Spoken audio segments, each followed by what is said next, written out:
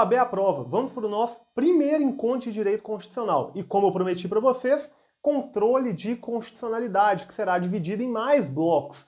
Esta aqui, a parte 1. Controle de constitucionalidade é uma matéria tida como muito complexa, né? Muito difícil, então nós vamos tentar esquematizar aí para te ajudar no seu exame. Bom, para iniciar, né, o que é controle de constitucionalidade? Os senhores já estão vendo aqui a famosa piramidezinha do Kelsen, né, trabalhada assim em sala. Controle de constitucionalidade nada mais é do que verificar tudo que está abaixo da Constituição, verificar se está compatível ou não com a Constituição. E isso pode ser feito de diversas maneiras.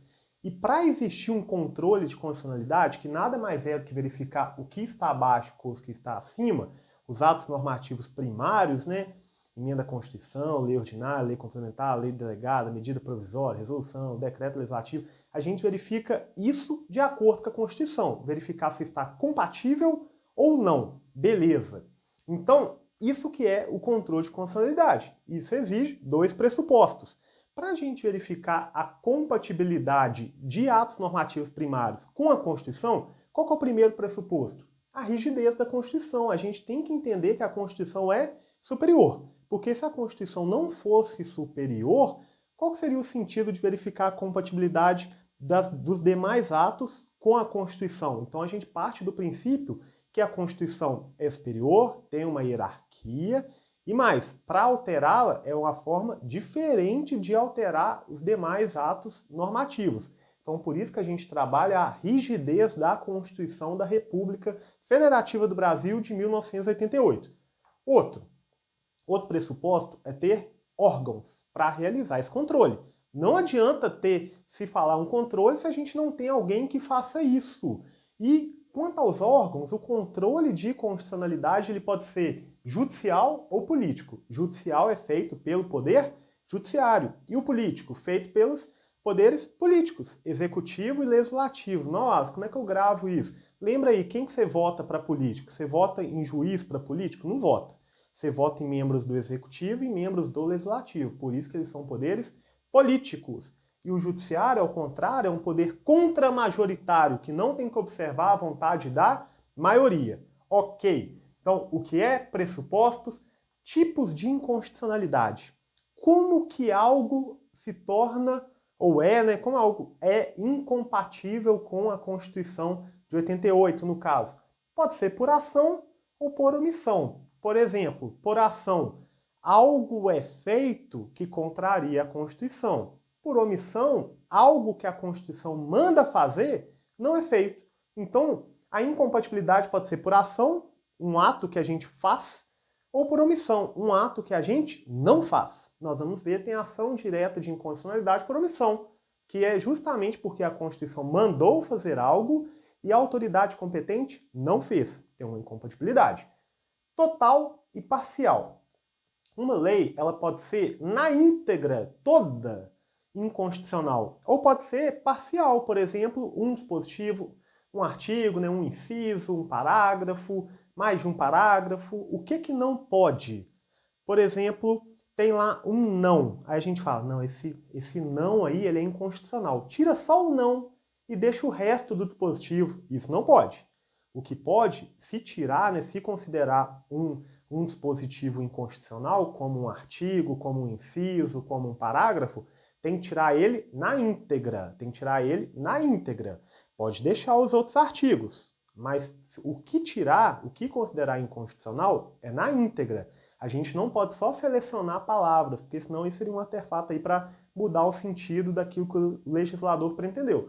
Então, vamos tomar muito cuidado com isso. Tem uma inconstitucionalidade parcial só se for no sentido de tirar um dispositivo inteiro, o resto da lei continua. De tirar tirar um parágrafo, um inciso, o resto continua. O que não pode é tirar uma palavra ou uma expressão dentro do inciso, do parágrafo. Se essa expressão for inconstitucional, todo o dispositivo tem que ser declarado inconstitucional. Beleza. Originária e superveniente. Aqui no originária e superveniente, eu quero que vocês gravem que no Brasil não tem a superveniente. O que seria superveniente? O nosso Código Penal é de que ano? 1940.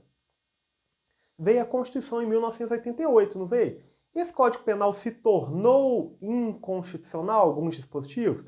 Não. Esses dispositivos que eram incompatíveis com a nova Constituição, eles não foram recepcionados. Mas não se fala numa inconstitucionalidade superveniente. A inconstitucionalidade, ela sempre é originária, ou seja, desde o momento que nasce.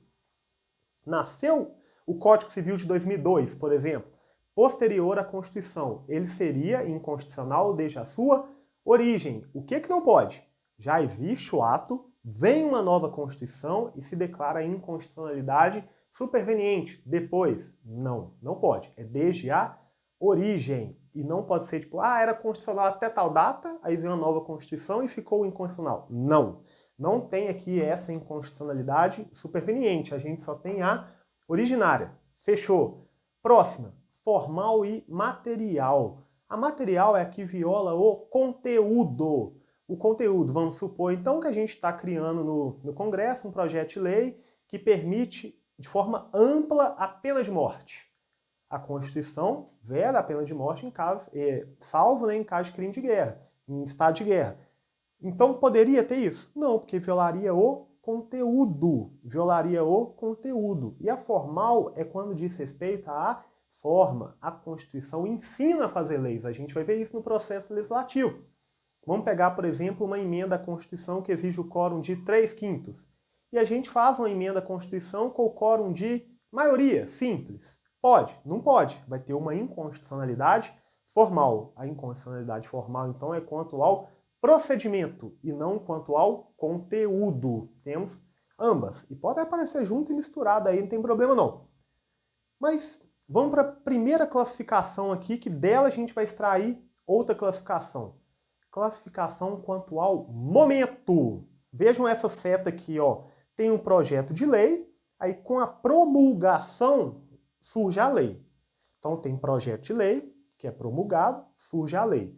Se o controle de constitucionalidade é feito antes da promulgação, ele será preventivo. Se ele é feito após a promulgação, quando já tem lei, ele vai ser repressivo. Isso aí a gente pode considerar também o preventivo como a priori, o repressivo como a posteriori, não tem problema não. Fechou. E os dois podem ocorrer no âmbito dos três poderes. No âmbito dos três poderes. Então, quando a gente fala aqui executivo, como seria um controle preventivo do executivo? Com veto jurídico. Veto jurídico. O presidente da República, por exemplo, recebe um projeto de lei lá e ele veta por razões jurídicas de inconstitucionalidade. Tem lei? Não, tem um projeto de lei. O veto, pessoal, também pode ser político. Aí ele veta por razões políticas, nada a ver com inconstitucionalidade. Então, somente por interesses mesmo políticos. O preventivo também encontra no Legislativo, com a Comissão de Constituição e Justiça, a CCJ, e com a delegação atípica. Na lei delegada, o Congresso pode pedir para vir a lei, o projeto, para análise. Então, isso é uma delegação atípica, porque não tem lei ainda e é antes de existir a lei. E no Judiciário pode ocorrer também por meio de MS, mandado de segurança, a gente vai trabalhar ainda o mandado de segurança. Repressivo.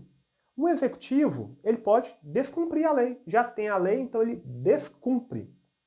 O Legislativo, quando ele, por exemplo, rejeita uma medida provisória. Medida provisória tem força de lei, já está vigente, produzindo efeito, tudo, e o Legislativo vai lá, vota e rejeita. Controle repressivo. E o Judiciário? O Judiciário pode fazer esse controle repressivo tanto de forma difusa no processo, num caso concreto. Eu, por exemplo, entrei com ação contra a professora Ana Carolina, e a professora Ana Carolina, em tese de defesa, alega uma inconstitucionalidade e o juiz vai ter que decidir. Esse é o difuso. O concentrado, que é o mais famoso, é o da ação direta de inconstitucionalidade, a arguição, descumprimento de preceito fundamental. Não tem um caso concreto. É uma análise em abstrato do ato normativo. Então, para essa primeira parte, tá ótimo. Já vamos aí adiantando o estudo, lembrando bem aí de relembrar no roteiro, ver o roteiro, fazer questões, simulado, ler a lei e meter bronca aí. Clica aí no próximo.